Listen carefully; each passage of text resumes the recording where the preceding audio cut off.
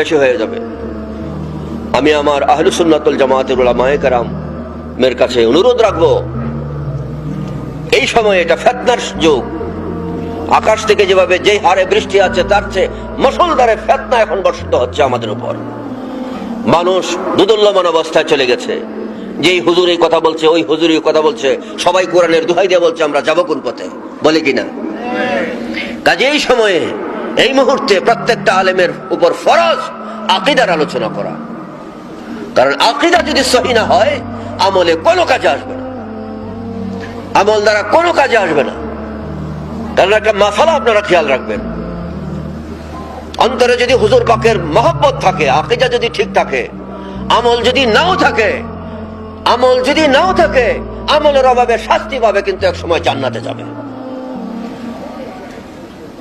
আল্লাহ যদি মাফ করে দেয় তো বিনা শাস্তিতে জান্নাতে চলে যাবে, আর যদি শাস্তি হয় তো হবে, কিন্তু এক সময় জান্নাতে যাবে যদি আকীদা ঠিক থাকে।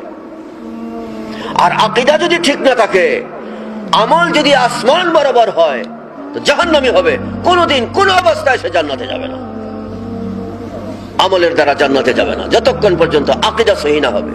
আর সেই আকীদার উপরেই এখন চলছে জড়তবাদ। সেই আকীদার শিকড় কেটে দেওয়া হচ্ছে এখন বিভিন্ন ভাবে, বিভিন্ন প্রক্রিয়ায়, যেভাবে